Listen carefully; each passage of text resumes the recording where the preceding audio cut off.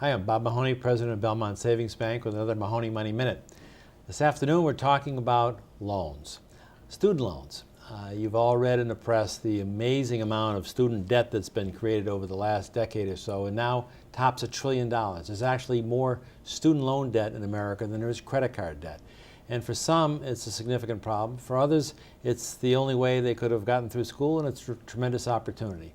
And so we're going to learn a little bit about student loans today for parents in particular who are about to embark on this process. And I'm very honored to have Kevin Fudge with us today. Kevin's from the American Student Assistance Corporation, and they are in the business of helping students and parents figure out how to get through this maze of student loan borrowing. So welcome, Kevin. Say a few words about ASA. Thanks, Bob. Thanks for having me. American Student Assistance is an organization that is an education debt management organization based in Boston. It's federally funded. We are your non-profit, neutral, third-party place to go for advice on student loans, either before you take them out or as you have them or when you're ready for repayment. So our organization really firmly believes that college access is not just getting into school and going through. It's actually college access should be defined as when the debt incurred is satisfied. And one of the ways we do that is really providing money knowledge for college and beyond, and help people, both students and alumni, know what their repayment options are and become successful borrowers. Great. Thank you. Well, we're honored to have you, and this is going to be terrific. I'm looking forward to learning a lot. So let's pretend that I'm the parent of a junior in high school, and we have completed our SATs, or maybe we have one more SAT to go, and it's sort of the spring of my junior year, and we're starting to make those wonderful trips to all those ivy-covered buildings around the country with those $50,000 and $60,000 per year price tags. Mm-hmm. And I don't know, I have a clue about loans. I don't know where to start, but I know that Johnny or Jane are going to probably want the most expensive school they can find because it's the most elite. And I'm going to be up against the wall at some point. So tell me, when should I really start thinking about this process? When does the loan application process begin?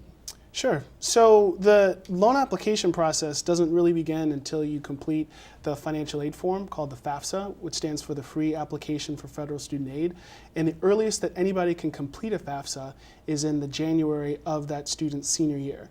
So for students entering the college, rising seniors entering college this fall, it would be January 1st of 2015. Gotcha. So I'm putting applications into the system in the fall of my child's senior year. They're putting their applications right, in. to I'm applications watching over for it closely. admissions. Yeah. Right, for they're putting their colleges. applications Mm-hmm. for admission, and then so I might have 10 or 15 applications in with the common application form, and then in January I probably send that student aid application in to Correct. all the same schools that Correct. I applied to. Mm-hmm. So at that point, the school has my application, they have the last of the SATs, and they have this financial aid application as well. Correct. Right. So then I understand that they go through this nasty process of figuring out how much I should spend toward this education. How does that work? What's that called again? Right. So after you complete your FAFSA, as soon as you finish, you'll get a number that's called your expected family contribution, or EFC. Expected family contribution. Right. A set of words people should remember. They're going to come to dislike those, perhaps. Right. But we'll and see. the EFC, to be fair, it's not an accurate measure necessarily. I mean, the federal methodology is very complex. But basic things to remember are it takes into account what the family's income was, how many people in that family's household, and then how many people in that household will be in college that upcoming academic year. Okay? And so the formula is loosely based on those things. Yeah. I will say that there's no way to game the formula. If you have cash and you're hiding it in a flour jar or hiding it in the Cayman Islands, it just is what it is. So I get this question a lot. People are like, oh, well, where should I put my money? And it's like, no, it's better to be upfront, honest. And in theory, it's really important to have the conversation about what is your family's definition of affordable, because it's different for everybody. Gotcha. And when you're looking at those schools over the summer, or even online and going on tours and whatnot, as much as you want to find an academic and a social fit, it's important to figure out what is a good financial fit. It's not to say that you discount schools just because they cost $50,000 or $60,000, because often those schools have institutional aid in addition to the federal and state aid you may get from completing the FAFSA. However, it's also important to note that if you have multiple kids, you can't just say, oh, well, you know what, we're going to use all our savings, and if we have a $30,000 gap between what the school costs and what we get in financial aid, we can do that. But you're forgetting you have 2 and 3 kids behind. Got you. So they're going to come back and they're going to tell me that my expected family contribution is $25,000, just to pick a number. Unfortunately, the tuition is $50,000. Right. And so what happens next? Well, at that point, there's a little bit of a gap. So you get your EFC as soon as you finish the financial aid application, and how that factors into play, you won't know until you're actually accepted to the school and a financial aid award follows. So then I get the acceptance back, and Boston College says, congratulations, Mr. Mahoney. Your EFC is the same for every school, right? It's $25,000 is your number, but our tuition is $50,000. We're going to give you a grant of 10, a scholarship of 10, and a loan of 5, or something like that, and take it or leave it. Exactly. So basically the cost, think of it like this way: the cost of attendance minus your EFC equals your demonstrated need. Now, a lot of colleges, you may have heard if you've gone on tours, they'll say, we're committed to meeting 100% of a student's demonstrated need. Now, keep in mind, that is what is determined by the FAFSA, not what you have in the back of your head, like, man, I need 50 grand, like the school's not gonna say, oh, sure, here's $50,000. It's what the school costs, less your EFC, and that demonstrated need is the $25,000 in the scenario you just painted. So it's great when you get grants. You don't have to pay those back. It's great when you get scholarships. Because you don't have to pay those back. Sometimes there's some requirements about grade point average for each of those. And also, too, you want to know whether it's renewable. Because if you get a $10,000 award, that could mean $2,500 for 4 years equals $10,000, or it could be so $40,000. read the fine print. Yes. But then what's left over is this loan amount, which is not a gift. We all know it's a loan. It has to be repaid, and so now let's get into this business of loans. And each school is going to give you their own package. Some of them might like you more than others. Some may have more grant money available, whatever. So now they've come back to you, and you've decided these are the 2 or 3 schools that I really want to go to. The loan packages, the loans that they'll give you are X. So talk through the different loan alternatives. There's a few different ways to borrow money for college education, right? Great, yes, absolutely. So every student, regardless of income, is eligible to receive a Stafford loan. Stafford, okay. Right. And as a first-year student, your loan limit for that is $5,500. So you could be Kevin Garnett or Tom Brady's child, or you could be, in public housing and living under a bridge, whatever. Everybody gets the same amount for a loan. Now, to supplement that, there's also what's called a parent loan for undergraduate students, or PLUS. And what the PLUS allows you to borrow, there's actually no limit, which can sort of be problematic, because it allows you to borrow up to the cost of attendance, right? So if after all your financial aid is given, like grants, the student Stafford loan, any additional scholarships and work study, there still is a gap remaining. In theory, you can borrow that whole amount with a parent loan for undergraduate student. So let me make sure I get the Stafford part first, because that sounds like the best of the loans. Anybody can get it. Yes. It's $5,500 per year, up to a maximum of 20. So it would be about $27,000. $27,000 over 4 years. So you don't have to apply for credit. Because the loan limits change. Like as a first year, it's $5,500. Second year, $6,500. Third and fourth year. So it's about $2,700, $27,000 over the course. Right. And you don't have to have a credit quality. Nope. Everybody can get it, regardless of income. And are the rates on that the best rates? Well, yeah, I mean, it used to be 3.86%. Now this year, for the 2014-2015 year, it's 4.66%. Okay. So by student loan rates, 4.6% is as good as it gets for true student loans. So, so the Stafford is kind of the first stop. Right. You start with your Stafford. Right. It may not be enough to fill in all of your gap, but Right. the Stafford is certainly the one you do first. Exactly. And then after you've exhausted this, let's say you need more than the Stafford, then we Right. move on to the Plus. So what are the features of the Plus again now? So the plus is, the parent applies for it. It's a loan in the parent's name. The It is- Stafford's in the student's name. Correct. Gotcha. And oftentimes parents will say, oh, well, we have an agreement where the student will pay. I'll take it out. It'll be in my name. Like, no. Because Gotcha. I've seen too many cases where the student's like, hey, you know Yeah. what? I really can't pay. So it's a parent loan. Parent loan. Remember that. Yeah. That's what it's called. Parent loan Yep. for undergraduate students. The rate this year is 7.66%. So that's 7.6 versus a 4.6 for the Stafford. So Right. it's 3% Or more 7.22, expensive. I'm sorry. Okay, but Yeah, it's but hard to 3% remember more expensive. Exactly. A lot more expensive. Right. And the key to remember with that is that you apply for it. If in the case where the parent is rejected because it's a credit-based application, then the student is allowed to have an additional $4,000 in unsubsidized Stafford loans. Oh. So their loan limit could actually increase to $9,500. So if the parents can't get the Plus loan, the Right. students can borrow money to the Stafford, but it's a little more expensive. Correct. For that second part. Right. So that's a complication. But the point is the Plus loan, it's a credit of application. Right. It's a parent loan. Right. The rates are higher than the Stafford. The parent's responsible for it. And in both cases, you don't really start paying on these loans until you graduate. Until you separate from school. Separate. Very important. If you Very drop important out to after know. 2 years, that's like graduating for the purpose Yeah. of, not like graduating for the purpose of getting a job, Exactly. but graduating for the purpose of starting to pay the loan back. 6 months after separation from school Yep. is when those loans will be due. Gotcha. Yes, you have to actually request the deferment option for Plus because in theory it's 60 days after disbursement, but you can request to have it deferred. So I had this $50,000 bill Mm-hmm. for going to this wonderful school, and I got $25,000 I got to pay myself because I've got that expected family contribution. I got my Stafford loan for about $5,000 or $6,000. Mm-hmm.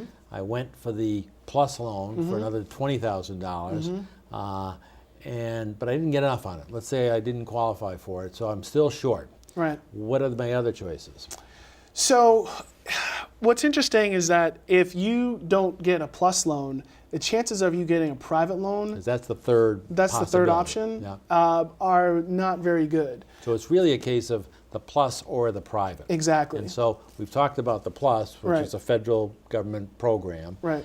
Interest rate about low sevens. Right. So the private loan is an alternative to Correct. the Plus loan. So describe the private loan. So the biggest difference is between the private loan and the federal Plus loan could be the interest rate, but also the repayment options or what sort of options you have if you find yourself in distress. Private loans don't necessarily have some of the same protections that federal loans do. Gotcha. The interest rates can vary a little bit more wildly. 9 times out of 10, they can be in the student's name though. That's another key difference, is that a private loan that a student takes out with a parent as a cosigner, a lot of them have features where if the student makes consecutive, or the parent makes consecutive payments over 24 or 36 month period, then they have a cosigner release. So now it's all on the that's on the student, student. which may be advantageous from a But the parent's fundamental, at perspective. the starting point, you've got the Stafford, which is the easiest, do the most you can with that. And then you can either go for the federal loan, which requires a credit application, or the private loan. The only difference between the private and the federal is it's from a private source. It's from Exactly. a bank or Right.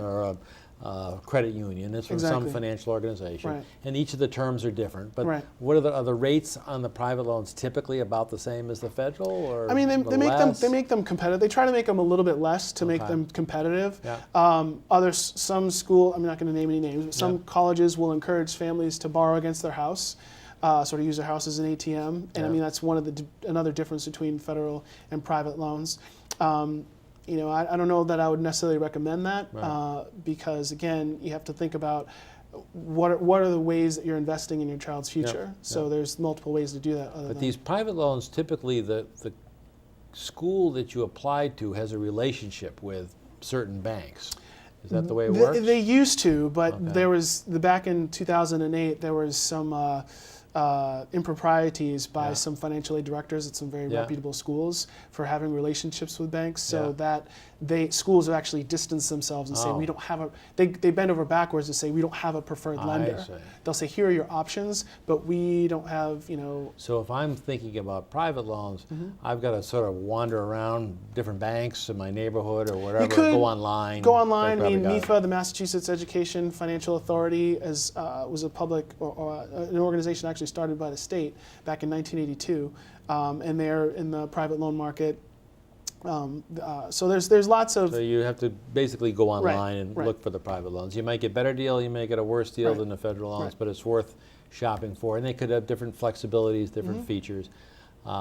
But in terms of rate, it's going to be probably more or less like the federal loans. Yeah, it can be competitive. The Yeah. thing to remember is, as you're doing this, is to keep in mind that whatever you're borrowing for that first year, just kind of multiply that by 4 if you hope that your son Yeah. or daughter can graduate in 4 years. Yeah. Because typically, unless there are monumental changes in the family's income, a loss of income, hopefully that doesn't happen, or death in the family, your aid is pretty much what it's going to be, right? I mean, the student could perform brilliantly and get an institutional scholarship to sort of reduce Midway some of that through. gap midway Yeah. through. But for all intents and purposes, your aid is what it is. So if you're borrowing $20,000, just think in the back of your head, well, this is actually going to be $80 that I'm going to have to repay. Right. So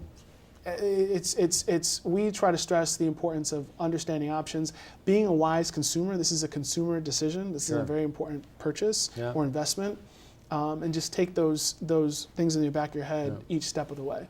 Before we talk a little bit about that cost of borrowing, because I think our viewers should have a sense for what it costs to have this debt, I just want to say a couple words on the banking side about the other banking alternative, which is the home equity line of credit.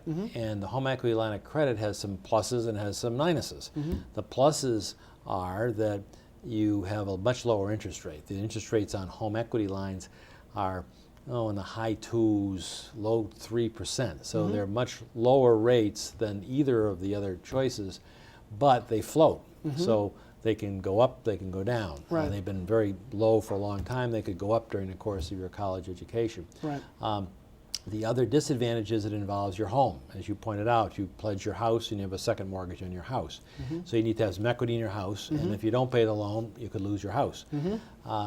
The other positive is that for many people, they're tax deductible. Right. And none of these other loans are tax deductible. So even if rates went to 6 after taxes, that could be the equivalent of a 4. Right. And so the home equity loan should be put into the mix as a possibility. It's the most efficient way for a homeowner to borrow. Correct. And it has a 10-year interest only before you ever pay some principal back. So that's really sort of the 4 options. We got the Stafford, we got the federal, we got the privates, and then we got the home equity line of credit as the 4 different choices. But let's just do the math here for a second. So let's say that our student ended up with $50,000 worth of debt, and let's say the interest rate was 6%. So that's about $3,000 a year of interest. And then what period do they have to pay it back? So everybody is automatically, if you have federal loans, you're automatically put into a 10-year standard repayment plan. Okay. So like if I had to extrapolate, So that's about $5,000 a year for if they had $50,000 outstanding. roughly. I mean, it would roughly translate into anywhere between $480 and $530 monthly payment, roughly. So you have $5,000 of principal, $3,000 of interest, so about $8,000 of payments. And so that's, then you got to figure that those are after-tax dollars for most of the borrowers. So you need about $12,000 of income to pay $8,000. So the long and the short of it is, if you have a $50,000 student loan, you're going to be using $12,000 a year of your salary to pay just the student loan before you ever get to pay for your rent and your housing and all the rest. Exactly. So it's and Which is $50,000 is on the low end today. Right, which is why more students are living at home now. Exactly. They were, and I tell students a lot. I'm like, look, would you rather live at home between 18 and 21, or do you want to live at home in your 20s when you're theoretically rites of passage and absolutely buying a car and trying to buy a condo and so whatnot. it's an expensive decision for everybody, and if the poor parents have 2 or 3 kids, then it's a lot of money. Right. And And so the colleges very cleverly say we're covering all of the cost of the education, but when you're covering with debt, you're just lending money. Exactly. So say a few words about other factors. We talked about affordability. Loan forgiveness, if you do certain things, sometimes you can get your loans forgiven, right? Absolutely, certainly. There's teacher loan forgiveness, there's public service loan forgiveness. Those programs are, it's kind of like, because policymakers, you can't really, the horse is out of the barn. You're not going to do anything to necessarily give more free money to help people go to school. And colleges really don't have any incentive to bring down their prices. So it's how do you help people, if they do decide to borrow, manage that debt, right? So the public service loan forgiveness was designed to say that, okay, you don't necessarily have to chase the money when you graduate. You can work in a career that is loosely defined as public service, nonprofit, local government, state government. And then if you make 120 qualifying payments, working 30 hours a week at a job that's loosely defined as public service, then the balance of your loan is forgiven. And what people try, the theory is you want to combine something like that with an income-driven repayment plan, like income-based repayment. Right. So if you changed from standard to income-based, that $400 or $500 a month could be as little as $57 a month. Gotcha. And if you make 120 qualifying payments at a lower rate, now the way it works right now is that the part that's forgiven is counted as income. So you have to pay taxes on it. You have to pay taxes on it. But the first people to be eligible for public service loan forgiveness, because it started in 2007, October 1st, will be eligible in 2017. My guess is somebody who follows politics very closely.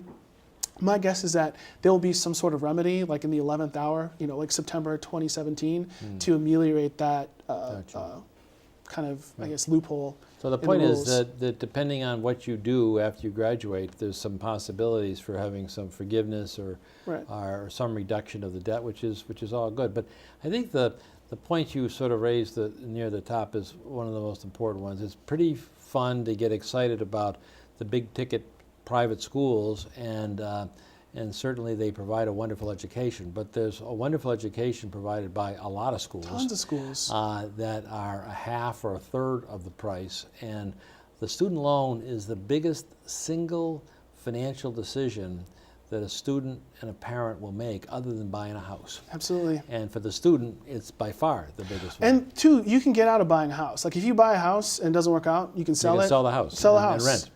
And rent. You can't sell your student loan. You can't sell your student loans. So you cannot discharge them. Right. I mean, technically you can through bank. It's a huge hurdle to overcome. So it's a very big decision. It's a huge decision, and it's very important. And I can say this now. I have moral authority because I have kids, a 7 and a 5-year-old. When I worked at a college and I would talk to parents about finance, I didn't really necessarily have the perspective of when you have kids, all you want is for them to realize their potential in whatever it is, and be the best people that they can be, right? And so if they say, if I go to this school, I'm going to be like Senator Smith, you want to make that happen. But it's really important to remember that there are multiple ways to invest in your child's future, and that student debt, if not managed properly, can severely impact some of your decisions down the road. Yeah. And so you may end up doing your child a favor by helping steering them in other directions and encouraging them that there are multiple places where you can do your best work and be a great student. It's not like if you don't go to your dream school, all's lost. Well, that's a very good concluding thought. So thank you very much. Thanks for having me. Insight. Excellent. I hope that's helpful. Bob Mahoney, President, Belmont Savings Bank, with another Mahoney Money Minute.